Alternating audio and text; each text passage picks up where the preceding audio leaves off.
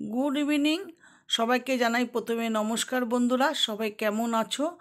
আর হলো যে আজকে হলো সোমবার, ঠিক বাজে 5:30।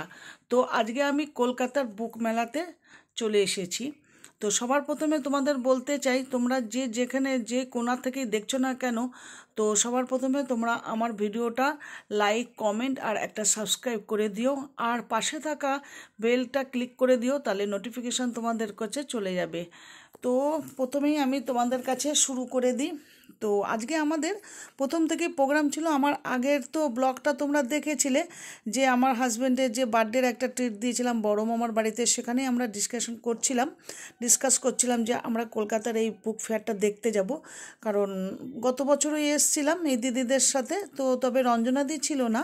তো এই বছর রঞ্জনাদি আছে, আর আমাদের মিষ্টুদিও রয়েছে, মিষ্টুদি বলতে রুমেলাদি। তো চলে এসেছি। তো রুমেলাদি সবার প্রথমেই চলে এসেছিলেন, উনি 4টের সময় পৌঁছে গেছেন। তো আমাকে বলেছিল যে বনি তাড়াতাড়ি একটু চলে আসিস, তাহলে বেশিক্ষণ ঘোরা যাবে।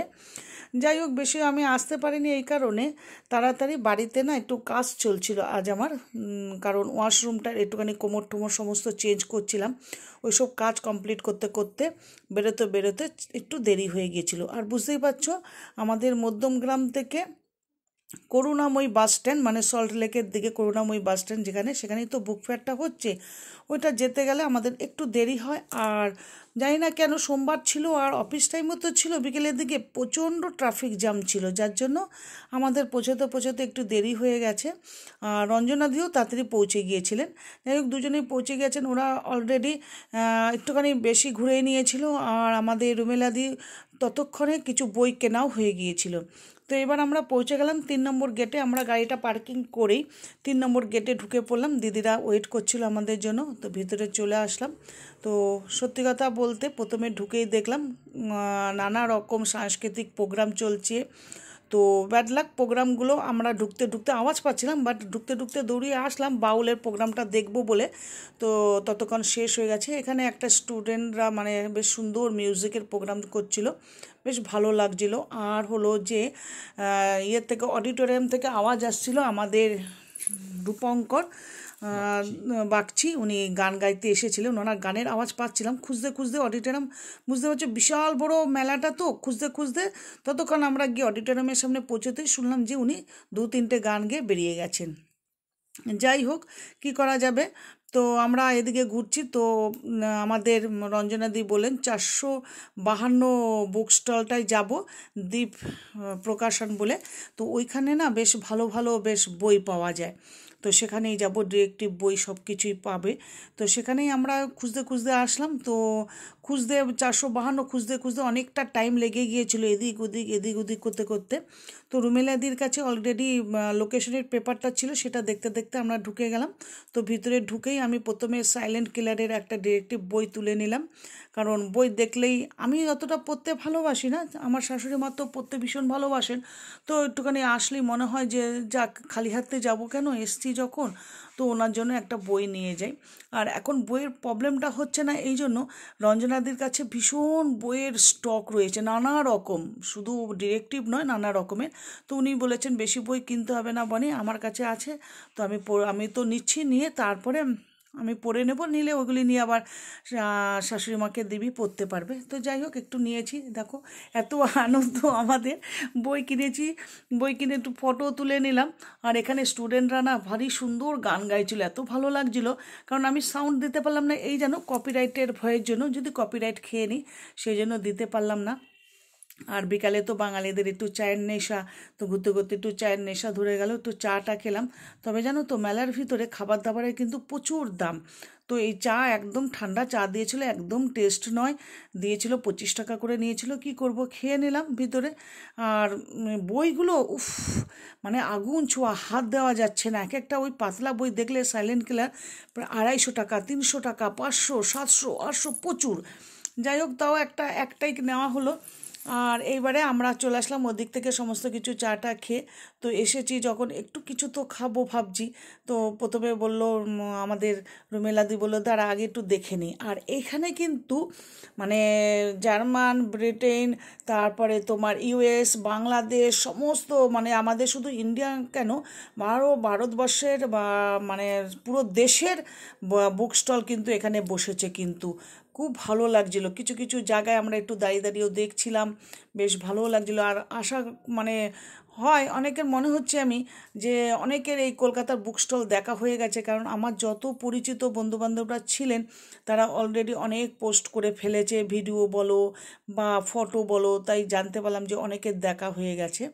তো এখানে আরেকটাতে আমরা সিগনেট প্রেসে ঢুকে পড়লাম আর একটা বই দেখার জন্য। তো আমাদের মানে রুমেলাদি কিছু বই নেবেন বলছিলেন, তো দেখছিল সেগুলো। তা এত দাম বলছে যে পুরোটাই মানে পুরো মানে প্রথম part, second part, third part পুরোটাই নেবে বলছিলেন। তো নেবে তো সেটা 7,500 8,000 টাকা দাম পড়ে যাচ্ছিল। বাবা ছোঁয়া মানে শুনে অবাক লাগছিল। তা রুমেলাদি বললো এটা কিছু বছর আগে আমি কিনেছিলাম 2,000 টাকা দিয়ে পুরো পার্টগুলো, তো এখন এত দাম নিচ্ছে, উফ। তাহলে ছেড়ে দাও, চলো অন্য মানে নিতে হবে না, তো লাইব্রেরি থেকে একটু পড়ে নিও। এই বলে আমরা বেরিয়ে পড়লাম। তো বেরিয়ে যাচ্ছি, এদিকে অলরেডি আমাদের বড় মামা কল করছে রুমেলার দিকে যে 7টা বাজতে চলছে, তাড়াতাড়ি বাড়ি ফের। তো এবার রুমেলাদি তো তাড়া দেওয়া শুরু করলো যে চল রে বনি, মামা একা বসে আছে, বাড়ি চল তাড়াতাড়ি। তো আমাদের একটু ইচ্ছে ছিল একটু মানে মনে, কারণ আমরা তো একটু দেরিতে এসেছিলাম, দিদিরা তো একটু তাড়াতাড়ি এসছে, অনেকটা ঘুরেছে। তা বললাম না, এসছি যখন ফিরেই যাই। আর দেখেই আর কি, সবই তো বুক স্টল, অন্য কিছু তো নেই। আর এখানে ভালোবাসা নিয়েও কলকাতা, এখানে খুব সুন্দর লাগছিলো এই জায়গাটা। তা আমরা তিনজনে মিলে একটুখানি ফটো তুলে নিলাম। আর এটা হলো ব্যাক পাইপার গানটা বাজাচ্ছিল, উফ কি অসাধারণ বাজাচ্ছিল, এত ভালো লাগছিল। এখানে কিন্তু আমি 5 মিনিট দাঁড়িয়ে ওনার বাজাটার মিউজিকটা শুনছিলাম। ওই যে বললাম আমি আওয়াজটা দিতে পারলাম না, যদি কপিরাইট খেয়ে নিই, কপিরাইটের ভয় তো একটা থাকেই সবসময় মনের মধ্যে, তাই না? তো যাই হোক, এখানে সমস্ত জায়গাতেই আমরা ঢুকে পড়েছি, সব জায়গায় দেখেছি। তো এখানে সত্যজিৎ রায়ের দেখো ফটোটা কি অপূর্ব লাগছে। তো আমি দাঁড়াচ্ছিলাম, তো দাঁড়ালে তো ওনার মুখটা ঢেকে যাবে বলে আমি বললাম না, তোমরা দুজন এদিকে দাঁড়াও, আমি এই দিকটা দাঁড়াই, তাহলে ওনার মুখটা তো দেখা যাবে। এইভাবে কয়েকটা ফটো তুলে নিয়েছি আর ব্লগটাও করে ফেললাম। বেশ কিন্তু ভালো লাগছিল। তবে কি বলো তো, আমি না পুরো মেলাটা ঘুরতে পারলাম না, কারণ বিশাল বড় মেলা। আর ঘরে প্রচুর আজকে কাজ ছিল আমার, ওই যে বললাম মানে বাথরুমের কাজগুলো চলছিল, সেই পরিষ্কার করা, আর ঘরেরও কিছু কাজ বাকি ছিল, সেই কাজও কিছু কমপ্লিট করেছিলাম। তো অনেক দেরি হয়ে গেছিলো আর একটুখানি টায়ার্ড ফিলও লাগছিলো। সেই জন্য আমরা বললাম যে না চলো দিদিদের সাথেই ফিরে যাই। তো ফিরতে ফিরতে হঠাৎ এই স্টলগুলো দেখলাম। শুধু বই কেন, মানে খাবারগুলো পর্যন্ত আগুন ছোঁয়া, জানো। দিদির একটা আমার মানে রঞ্জনাদির একটু খেতে ইচ্ছা করেছিল একটু দই পুরি, তো সেই জিজ্ঞেস করাতে 80 টাকা দাম থাকালাম। তার রুমেলাদি বললো খেতে হবে না, মোমো নে, মোমো 80 টাকা। তো বললো আমরা তো বেশি খাই না, 1 প্লেট নে, 1 প্লেটেই আমরা খেয়ে নেবো। তো একটা চিকেন মোমো নিয়ে নিলাম। আমার কর্তামশাই তো মোমো বলো বা ফুচকা বলো এসব কিছু খেতে চায় না রাস্তাঘাটে। তো আমারও ইচ্ছা হচ্ছিল না মেলার কিছু খাওয়া, তবুও দিদিরা যখন সাথে আছে তো চলো একটুখানি খেয়ে নিই। তো একটু মোমো খেয়ে নিলাম গরম গরম, খারাপ লাগলো না। তবে এখানে কিন্তু মোমোর সাথে কিন্তু স্যুপ দেয়নি, জানো, শুধু মোমো দিয়েছে।